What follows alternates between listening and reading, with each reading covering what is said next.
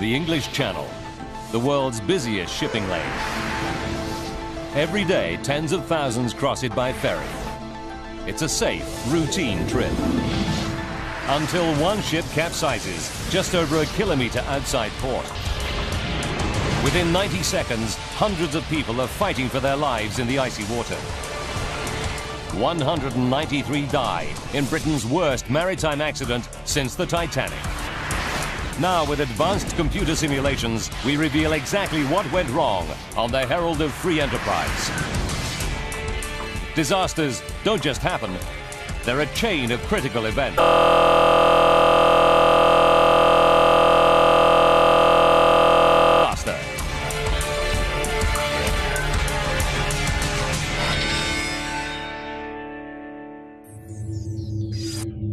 Europe, Belgium, Zeebrugge.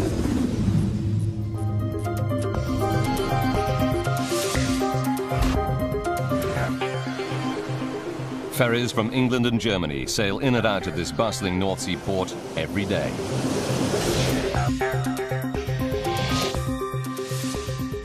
March 6th, 1987, a chilly winter's day.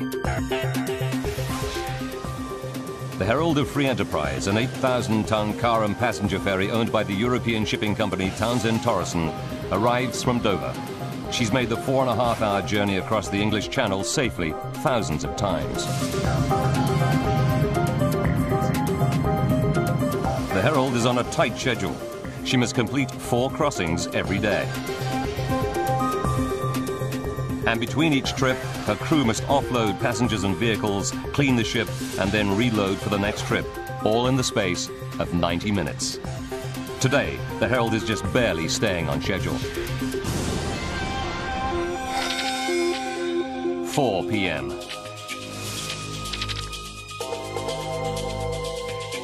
Assistant bosun Mark Stanley finishes up cleaning the car deck, ready for the return trip to England.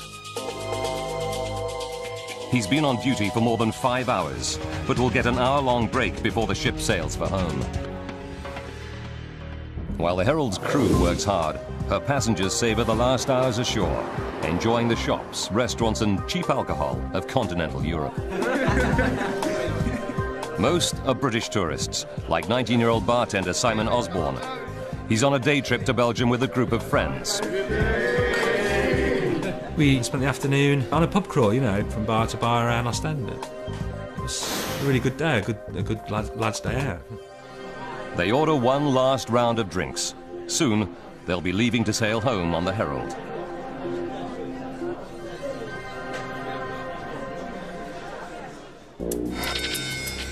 "4:30 p.m. Assistant bosun Mark Stanley completes his duties and heads to a crew cabin for his break. He won't be needed on the car deck again until just before the ship sails at 6 p.m. On the bridge, the Herald's captain, David Lurie, who has 10 years' experience commanding ships. He double-checks his route home across the channel. It'll be his second crossing of the day. By 5 p.m., cars and trucks are starting to roll onto the Herald's lower car deck through her giant bow doors.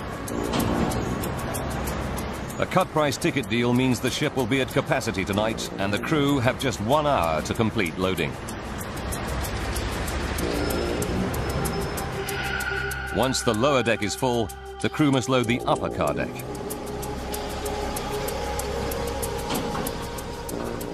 But there's a problem. The loading ramp at Zeebrugge doesn't reach the upper car deck. To reduce the gap, the captain must lower the ship in the water. He does this by pumping seawater into her ballast tanks. After 30 minutes, the ship sits 1 meter lower in the water. Only now can loading of the upper deck begin.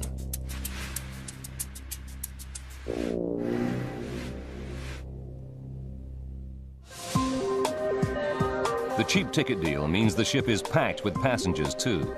Tonight, there are 459 on board. 5:30 p.m.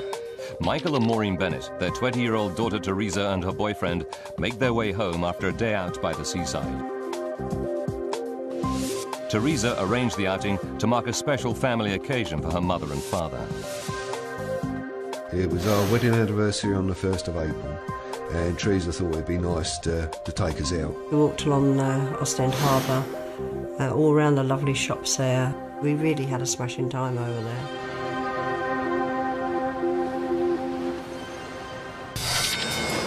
"5:45 p.m. 15 minutes to departure. The crew struggles to load the upper car deck in time. First Officer Leslie Sable is in charge of loading, and he's feeling the heat. Turnarounds are so tight that even a short hold up here could throw out the Herald's schedule for subsequent crossings. Crew member Lee Cornelius is hard at work. It's always a bit of a rush at the end. Cars turn up just before you're sailing and fill the ship up.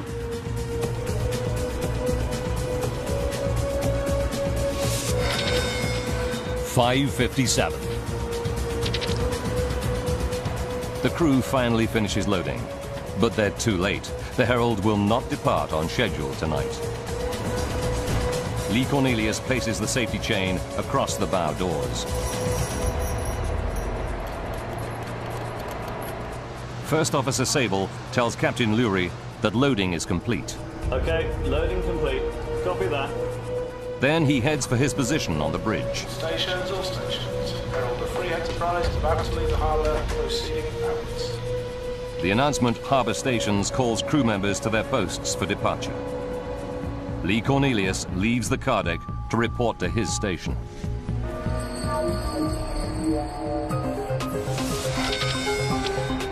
"6:05 p.m. Captain Lurie starts up the ship's 3 9,000 horsepower engines. They're 5 minutes late. But weather reports say the channel is calm with only a light wind. He might be able to make up the time on the crossing. Michael and Maureen Bennett go to the restaurant on sea deck to grab a bite to eat. Spirits are high among the homeward bound passengers. It was a happy atmosphere on board. It was, you know, everybody had enjoyed themselves. Their daughter Teresa and her boyfriend are also on sea deck, relaxing in the lounge area. We got a drink. We just sat talking about the crossing back. I don't really like travelling on boats, so it's quite a big thing for me to travel out there anyway. The Herald steams out of Zeebrugge Harbour. She's now heading out into the icy waters of the North Sea. 19-year-old Simon Osborne leaves his friends in the cafeteria. He goes to the perfume counter on sea deck to buy a gift for his girlfriend. 6:24 p.m. As the ship approaches the outer harbour, Captain Lurie accelerates up to 18 knots, the maximum speed permitted. There's a party atmosphere among the homeward-bound passengers. Then, out of the blue, the ship lurches violently, throwing Simon Osborne off balance. Very suddenly there was a jolt, and the woman turned round and kind of stared at me and started screaming.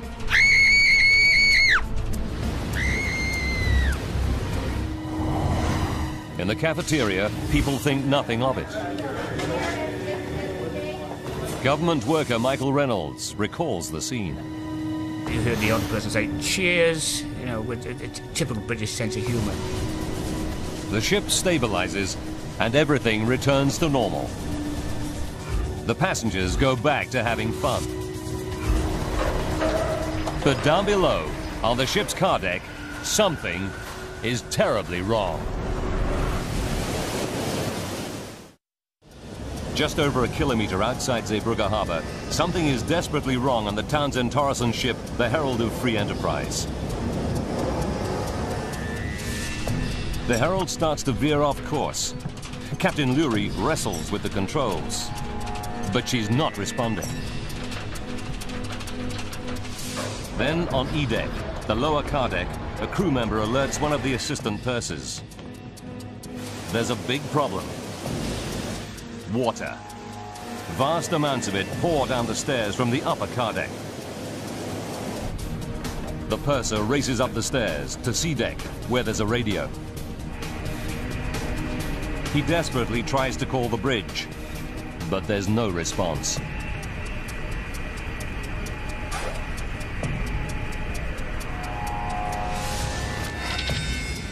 (6:28 p.m.)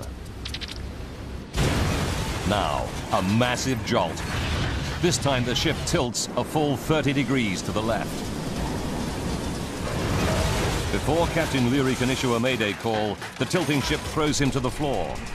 The fall knocks him unconscious. As the ship tilts, English couple Michael and Maureen Bennett struggle to hold onto their table in the cafeteria. The sensation you get is like somebody is pulling the rug from underneath you. You can't get any foothold, you can't hold on to anything. The 8,000-ton ship now starts to roll over. 19-year-old Simon Osborne loses his footing. I was sliding down. It was as if literally the world had been turned upside down. The only thing that was stopping me from going over, because the tables were strapped to the floor. If the tables had shifted, I would have gone. As the Herald of Free Enterprise capsizes, there's a terrible grinding noise. Now the seawater breaks through the ship's portholes. I was standing there, rooted to the spot, staring at this wall of white water coming towards me. And I thought then, you're going to die. The ship's sinking, and you're going to die. Thousands of tons of water gush into the ship under huge pressure. It's just like having a fire hose fitted on you, really. It just pushed you back up the boat.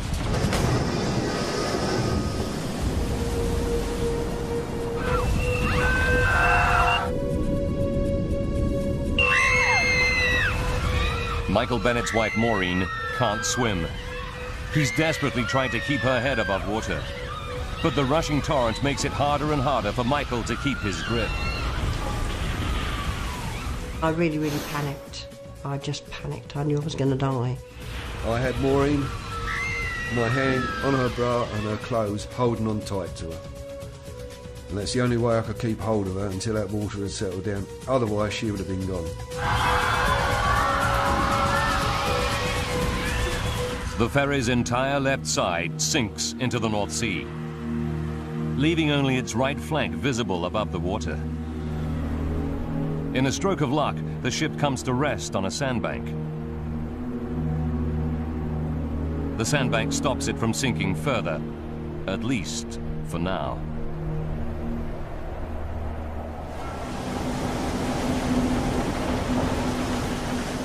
At the edge of the harbour, the Belgian vessel Sanderus dredges the shipping channel. She's about 1 kilometre from the Herald. Her crew sees the bright lights of the Herald flicker and then go out.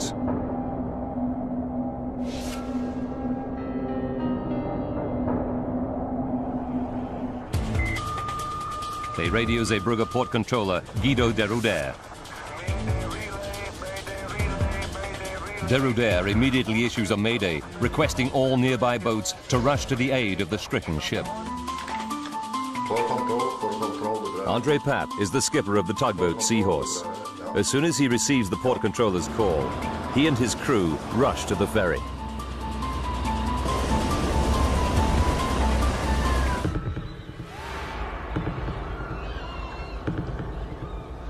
Inside the flooded Herald, more than 500 passengers and crew fight for survival. A dazed Michael Bennett struggles to keep his wife Maureen afloat in the freezing water.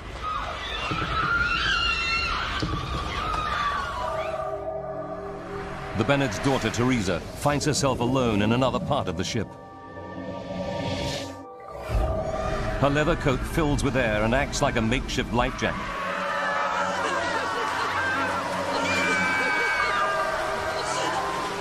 But now, people struggling in the water below her try to grab her to stay afloat. You could feel people holding onto your coat, holding onto your trousers, and literally trying to climb over you. One of the worst things is you've got someone holding onto you and then all of a sudden it's gone.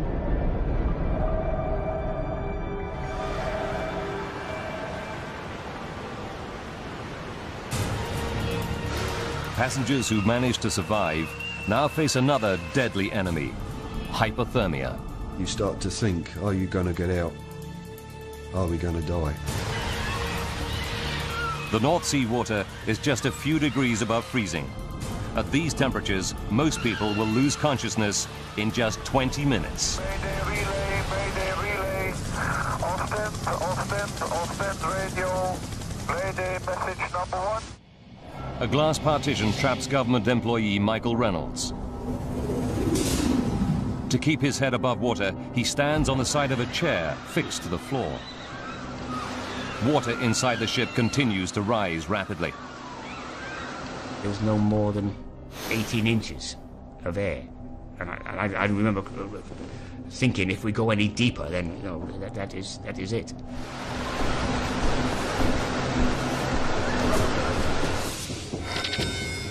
"6:40 p.m. 12 minutes since the Herald keeled over. The rescue tugboat Seahorse nears the 8,000-ton ship. The tugboat crew break windows to get to the panicking passengers trapped below. 6:43, 15 minutes since the capsize. The water levels finally stabilize. Teresa Bennett has no idea where her parents and boyfriend are. She shivers. The water is just 3 degrees Celsius. The water was very, very cold indeed. Your body just shuts down. If Teresa isn't rescued in the next 5 minutes, she risks losing consciousness. Drowning would then be inevitable.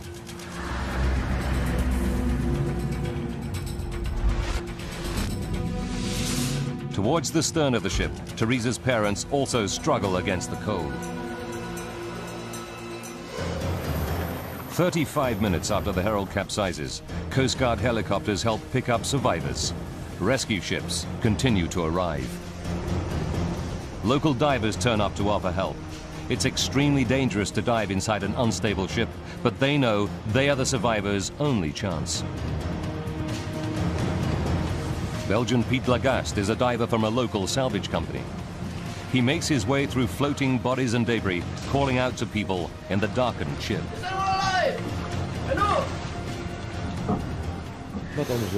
With the lights, we saw that the people in the water were moving.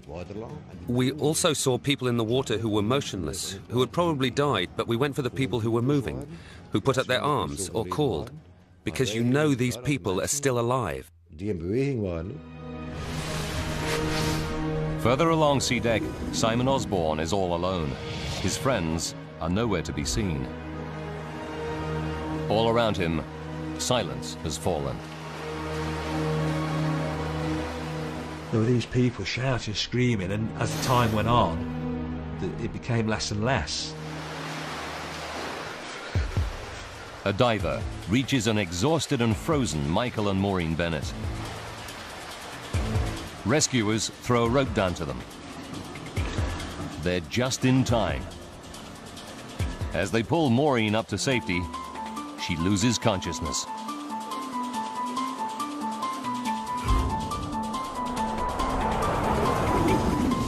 Michael Reynolds is trapped behind a glass partition. He hears rescuers in the distance, but they can't see him. And then, a glimmer of hope. A rescuer appears on the other side of the glass. And he threw himself onto the glass a few times, and eventually the glass shattered.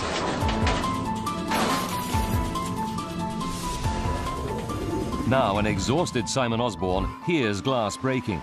Realizing rescuers may be close, he swims towards the noise. Then one of the divers spots him.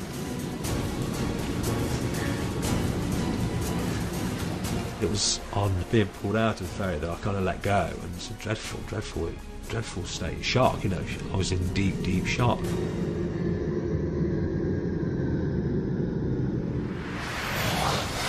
"9 p.m. It's 2.5 hours since the Herald capsized. Divers are still finding survivors. But dead bodies are starting to outnumber the living. 11:30. Diver Pete Lagaste has now been on the Herald of Free Enterprise for 4.5 hours. He's losing all hope of finding any more survivors. On shore, 35 ambulances rush the wounded to nearby hospitals. Just hours earlier, Maureen and Michael Bennett were celebrating their 9th wedding anniversary. They now lie side by side in a hospital ward with serious injuries. Maureen is frantic with worry about her missing 20-year-old daughter, Teresa. I still was worrying where the heaven Teresa was. I just couldn't get that out of my mind. Where was she? Where was she?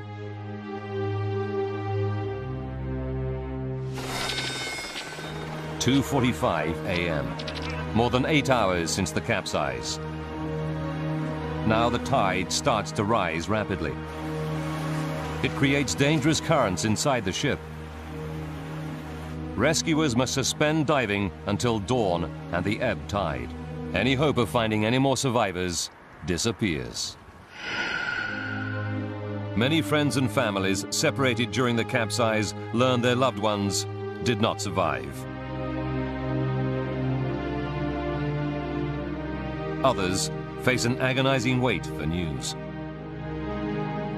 It's been 8 hours since the capsize, and Maureen has no idea if her missing daughter Teresa has survived. She repeatedly asks hospital staff and reporters if there's any word. Then the hospital chaplain arrives with news. I've good news. I just heard that she's alive. She's well. Mate, she was alive. She was alive. Teresa is. Teresa. Thank God. Oh, I was so pleased. I cried, and we were so pleased. Against all the odds, Teresa survived for an hour in the freezing water. She has serious injuries, but makes a full recovery. Her boyfriend, Mark, was also rescued in time. News of the disaster flashes around the globe. Drama at sea. A massive rescue effort is underway tonight off the coast of Belgium as hundreds of passengers aboard a capsized ferry boat are missing in frigid waters of the English Channel. The scale of the disaster shocks the world. Early reports put the death toll at 150, making it the worst peacetime British maritime accident since the sinking of the Titanic in 1912.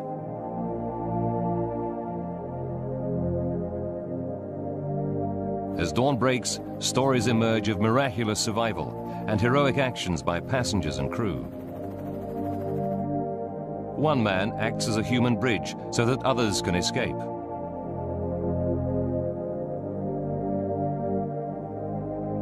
A truck driver rescues a 5-year-old girl whose whole family are lost.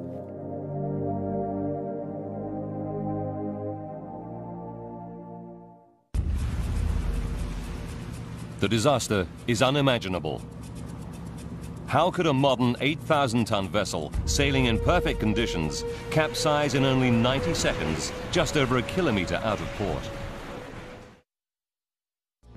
As the Herald is a British vessel, the UK government's Department of Transport hires the investigators. Ian Dann, one of Britain's leading naval architects, has been investigating marine accidents for 32 years. The scale of this tragedy shocks him. I think this was one of the worst disasters that I've ever had anything to deal with, because there were people who had walked on board that ferry, and within 20 minutes of the ferry leaving port, they were fighting for their lives. Dan must find out exactly what happened on the night of March 6th to ensure that such a catastrophe never happens again. Now, by rewinding the events of that fateful night, and by going deep into the investigation, we can reveal what really caused the Herald of Free Enterprise to capsize. Advanced computer simulation will take us where no camera can go, into the heart of the disaster zone. The day after the tragedy, investigators take a boat out to the capsized Herald. It's a shocking sight. The ship appears to be intact. On the ship's visible side, they see no immediate sign of collision or damage. But what they see at the Herald's bow astounds them. The huge bow doors that allow vehicles on and off the ferry are wide open. It's clear to the investigators that water must have poured through these gaping doors. The media dubbed the open bow doors the doors of death. Ian Dad's team need to find out why the doors are open. We thought at the time that perhaps she might have hit something which would have caused it to capsize, or she could possibly have got very close to one bank or other of the approach channel to Zeebrugge. The team know that the Herald came to rest on a sandbar about 1 kilometre from the harbour entrance. There are several of these underwater obstructions just outside Zeebrugge. To avoid them, ships follow a marked channel 900 metres wide that port authorities keep clear by constant dredging. So did the Herald collide with the sandbar, causing fatal damage to her bow doors? Investigators discover that the Zeebrugge Port Authority routinely tracks all ferries by radar up to about 3 kilometres from the harbour. It shows the Herald going off course in her final moments, but the radar data reveals that she doesn't hit the sandbar. In fact, as she capsizes, she settles onto it. The ship veers off course because she was already in trouble.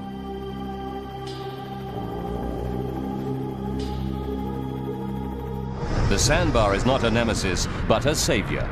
It stops the ship turning turtle, saving many lives.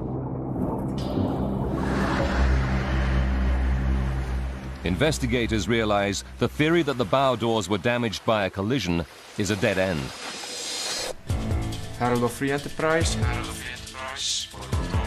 They interview Port Authority personnel on duty the night of the disaster. It gives them a new lead. Port Controller Guido de Ruder relates a strange report he received from the captain of the dredger Sanderos 20 minutes after the Herald left port. He told me that he could see lights, and he thought that the bow doors were still open, that he could see cars and trucks through the bow doors. It's staggering news. It appears to investigators that the Herald actually left port and set out to sea without closing her bow doors. How could this happen? To find out, they questioned surviving crew members who worked on the car deck that night.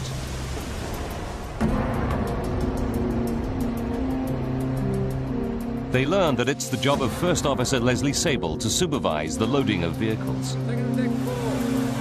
It's also his responsibility to get the Herald loaded swiftly so that it can depart on time.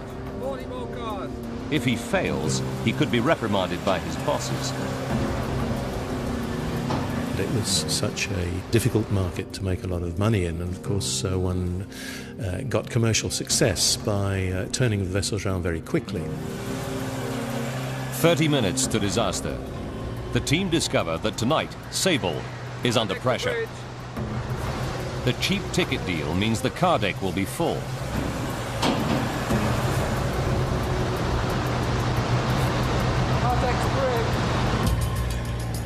As the last car rolls onto the ship, the call is announced for harbour stations. Stations, all stations. Herald of Free Enterprise, about to leave the harbour, proceeding outwards. This is the signal for crew to go to their positions for departure. Lee Cornelius's final duty on the car deck is to put a safety chain across the bow doors. First Officer Leslie Sable hurries to the bridge, then are 5 minutes behind schedule. He is the last to leave the lower deck.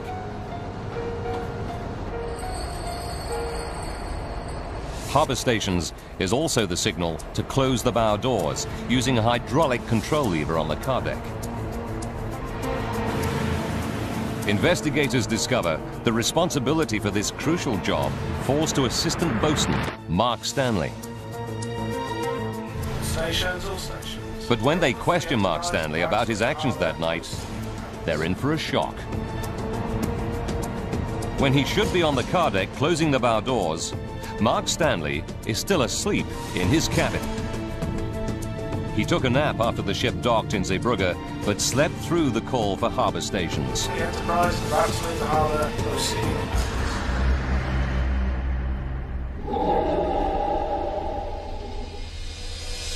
But the investigators are puzzled. Why does no other crew member notice that the bow doors are wide open and raise the alarm? They learn that who closes the doors and when is a hit-and-miss affair, as crew member Lee Cornelius recalls. Sometimes when we left and completed loading, one of the guys on the main deck would shut the bow doors. But that night we didn't. We just left them open and expected Mark to come and shut them when we'd finished. The bow doors are left open because the assistant bosun is asleep, and on this night, no one else does the job for him. The investigators find that there is no fail-safe system for closing the bow doors. Although it's Mark Stanley's job to shut them, it should be double-checked by First Officer Leslie Sable. But in the race to stay on schedule, it was normal practice for the first officer to leave the car deck before the doors were closed. The officer who was to have done this checking had to also at that time be on the bridge, so he had to be in two places at once, which of course was impossible. Dan and his team discover another major flaw in the system.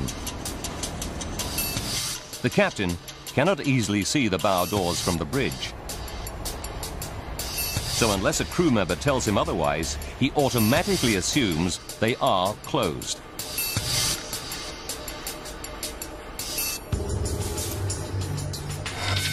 "23 minutes to disaster. Captain Lurie backs out of berth 12. He's totally unaware that no one has closed the 5-meter bow doors on the car deck.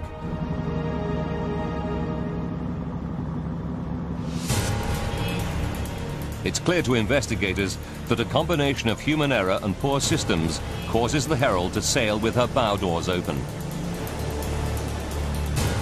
But this shocking discovery still doesn't solve the mystery of the Herald's capsize. One of the big puzzles was how so much water could get onto the vehicle deck when it was 10, 11 feet above the calm sea level.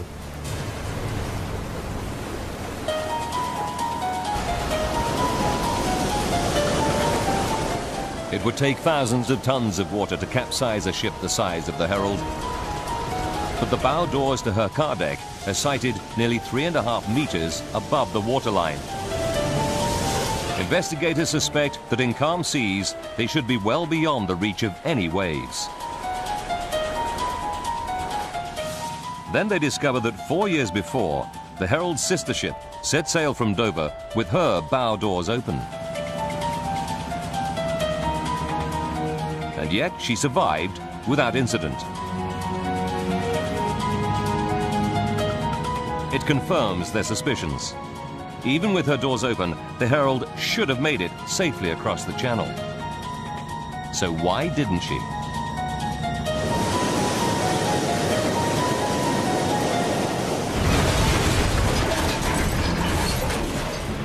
Investigator Ian Dand starts to explore what could reduce the clearance between bow doors and waterline. He discovers that the short loading ramp at Zeebrugge causes a problem.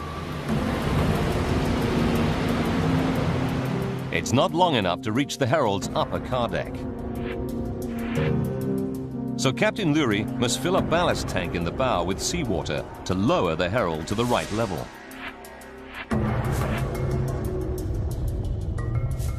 This makes the ship sit 1 meter lower in the water at the bow. The operation reduces the clearance between bow doors and waterline to 2.5 meters. Zeebrugge harbour is relatively shallow, just 15.5 meters deep. Dand has a hunch that this plays a role. As a ship sails, her movement creates low pressure under the hull that sucks the bow downward. In deep water, the effect is small, but when Dand runs tests, he discovers the effect is much greater in shallow water. As the water is forced through the narrow gap between ship and seabed, it rushes out from under the hull faster. This surge of water creates an area of low pressure under the ship, dragging it down even further. As the Herald sails on March 6th, the clearance between her open bow doors and the waterline is just 1.5 meters. Sailing in this condition would be risky, but investigators are not convinced it would be enough to cause the capsize. So how did so much water get onto the Herald's car deck? There's only one way for them to find out. Berth 12, Zeebrugge Harbour, May 10th, 1987. 9 weeks after the loss of the Herald, Ian Dand begins a crucial experiment aboard her sister ship, the Pride of Free Enterprise. He is set to restage the Herald's final, fateful journey. The Pride is identical to the Herald. She's weighted with the same amount of ballast. The weather and tidal conditions are the same. The Pride maneuvers through Zeebrugge Harbour at a normal departure speed of 10 to 15 knots. Her bow doors stand 1.5 meters clear of the waterline, just like the Herald. As she sails, she creates a wave at the bow, but it breaks well below the bow doors. Next, Dan wants to see how high the bow wave gets as the ship accelerates. A bank of video cameras capture the wave from every angle.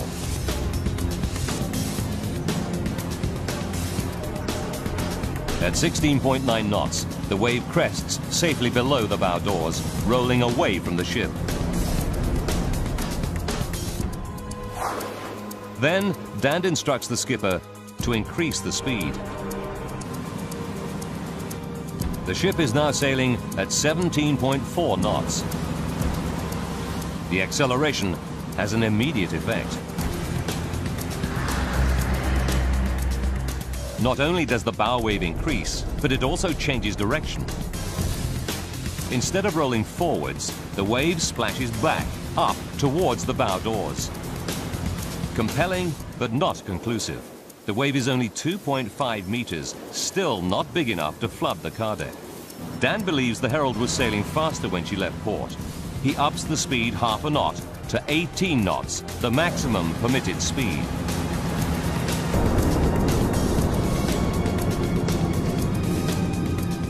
Suddenly, the wave balloons wildly. It is now almost 4 meters high, big enough to engulf the bow doors. On the Herald, water would be cascading straight onto the car deck. I was horrified to see the amount of water that came over the bow of the Herald on the full-scale trial. Dand is an experienced naval architect, but he has never seen a bow wave behave in this way.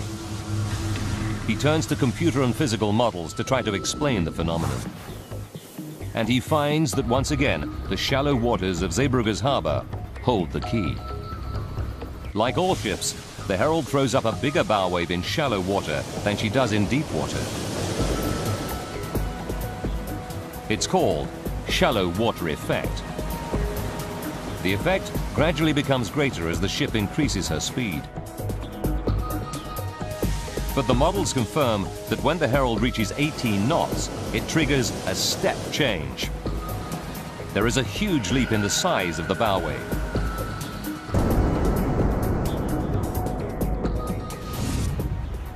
Just half a knot of extra speed, combined with Zeebrugge's shallow harbour, makes the critical difference. Of course, one of the big tragedies of the Herald is had it not been in that comparatively shallow water coming out of Zeebrugge, it might have got away with having the bow doors open for quite a long period of time, and people might have spotted that they were open and closed them.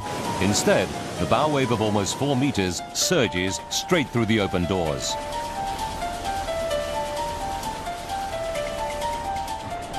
Dan calculates that 2,000 tons of water flood onto the Herald's car deck in about 30 seconds. Even this much water shouldn't sink such a large ship. What is the fatal weakness in the Herald's design that makes her capsize in just 90 seconds? Investigator Ian Dand has proved that 2,000 tons of water flooded onto the Herald's car deck. He knows that even this much water shouldn't be enough to sink a large ship.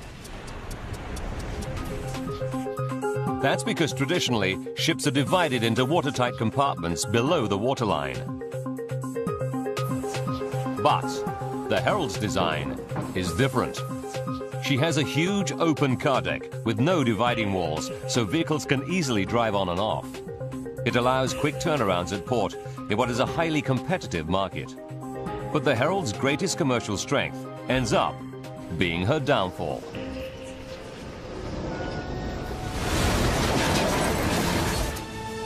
Investigators calculate that with 2,000 tons of water rushing around her car deck, the Herald would become unstable very quickly.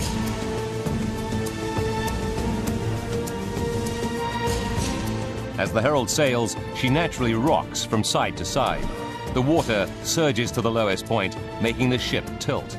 At first, the ship's huge buoyancy allows her to recover. Water is rather an unstable entity and would rush to one side or the other of the vehicle deck, acting like a sort of pendulum, if you like. With each swing, the water surges more violently, causing the ship to tilt more steeply. Eventually, the ship reaches a point where she's unable to recover.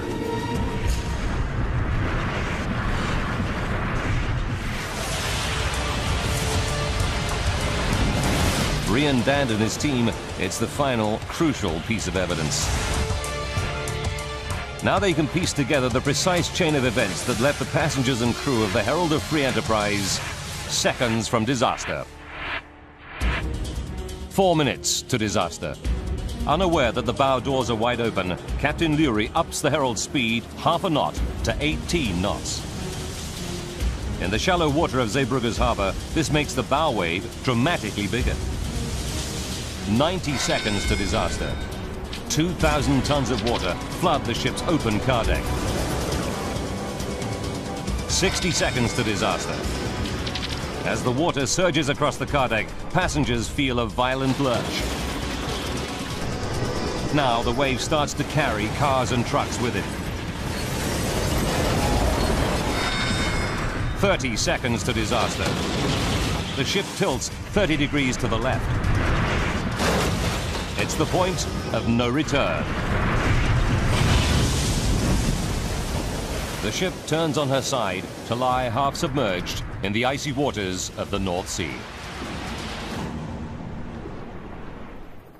7 weeks after the tragedy, salvage tugs tow the Herald to port. The final death toll is 193, including 38 crew members. The investigators' final report finds that the Herald's loss is largely down to human error. Captain David Lurie is suspended for a year. First Officer Leslie Sable for 2 years. And the man who failed to close the bow doors, Assistant Boatswain Mark Stanley, is found seriously negligent but escapes further punishment. The report finds that ultimately, poor management by the Herald's owner Townsend Torreson is to blame. The British Department of Transport hits the company with a £400,000 fine. For survivors like Simon Osborne, the night on the Herald of Free Enterprise still casts a long shadow. The worst aspect of the whole thing was losing my 2 friends. You don't expect to lose 2 close friends at that age. I had to meet their parents and talk to them about the day that we'd had, you know. I had to go to their funerals and memorial services. They were just emotionally draining experiences for an 18, 19-year-old guy. Survivors Michael and Maureen Bennett find the disaster has transformed their outlook on life. If we want to go down the beach, we go today. We don't go tomorrow because tomorrow never comes. It nearly never came for us on that ferry. So we do things when we want to do them, now. Their daughter Teresa, too, knows how close the family came to tragedy. There wasn't many families where all of them went and all of them came back, so we are really lucky to be alive. The disaster led to a major rethink of safety measures on British car ferries. Closed-circuit TV cameras now allow captains to see the bow doors from the bridge. And indicators also tell them when the doors are closed. Shipping companies must modify their vessels to improve stability with features such as dividing bulkheads.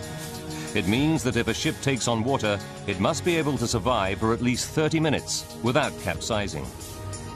The Herald of Free Enterprise disaster was a wake-up call to the maritime industry. The safety regulations it prompted have set a new high standard for the world to follow.